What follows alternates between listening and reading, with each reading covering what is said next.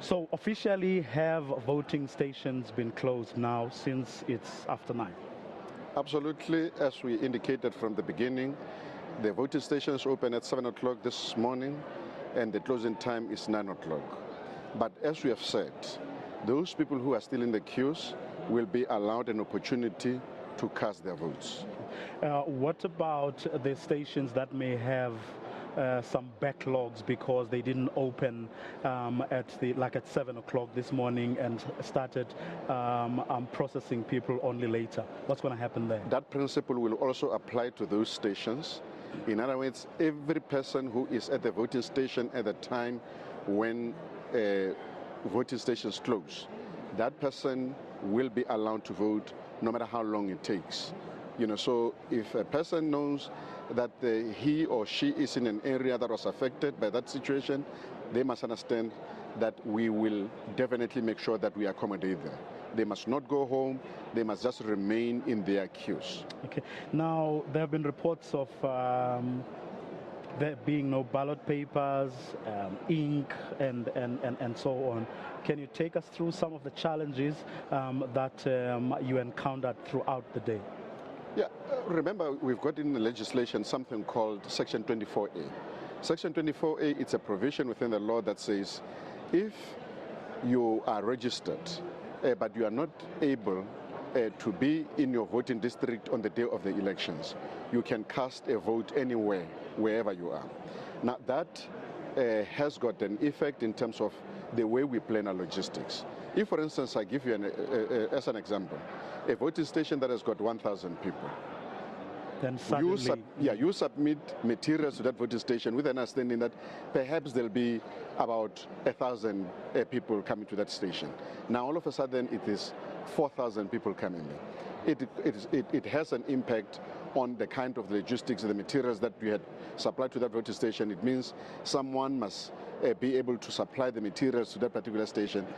So it is those kind of things that affect the way we allocate the materials to stations. So in other words, it's the kinds of problems that the IEC could not have foreseen. In other words, no incompetency on the part of the IEC. In other words, just not rocking up with the right number Absolutely. of ballot papers. But you see, what was also very good about this election is that immediately when something like that occurred, our officials were ready to deal with it. So there is not even a single voting station that was disrupted with that kind of a situation for more than an hour, for instance.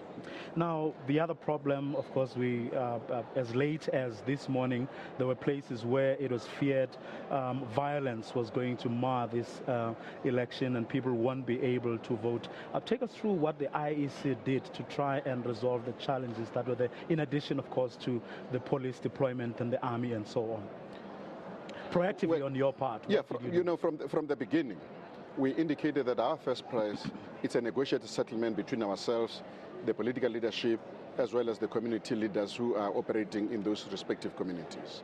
We started with these conversations at a time when our activities were disrupted during the second registration period that we had. So we started this kind of conversations and discussions with these communities. But in addition to that, we decided to establish what we call conflict management panels. These panels had been operating there trying to find out what kind of things we need to be doing in order to make sure that our activities are not disrupted unnecessarily. So the systems you put in place actually paid off. In other words, I think to a large extent those kind of conversations were able to bear fruit, but in some of the instances, as you know, we had to resort to the last resort, which is that of having to invoke the assistance of the security cluster. Now, what's going to happen next?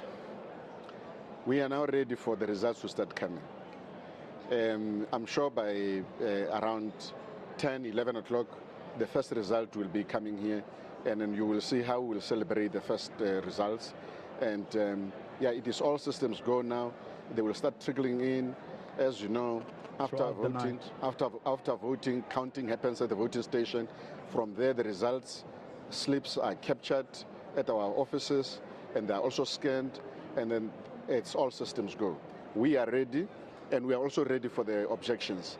A room down there is a room that is going to be dealing with what we refer to as Section 55 objections. In other words, those objections that a party that is objecting believes are material. Isn't that a record? I mean, didn't we have like 50, 60 in the last elections? We had about 77 in the last election. So we will see.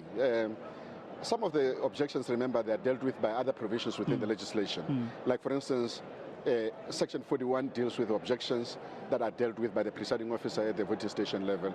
Section 48 deals with counting by the sorting of the ballot papers, and 49 it is counting during counting processes. So any person who wants to object can invoke those provisions within legislation for that purpose. Then, if they are still not satisfied, they can escalate those as Section 55. That's now where we as commissioners are going to be coming in, dealing with those things.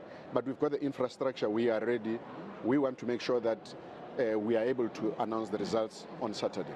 So we shouldn't read much into that big number? No. You shouldn't really read much into that.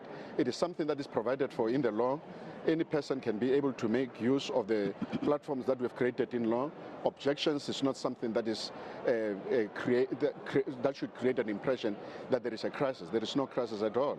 We are ready. We are expecting all these things because they are provided for in law. Mr. Tselane, thank you very much for joining us. Thank you very much for having me.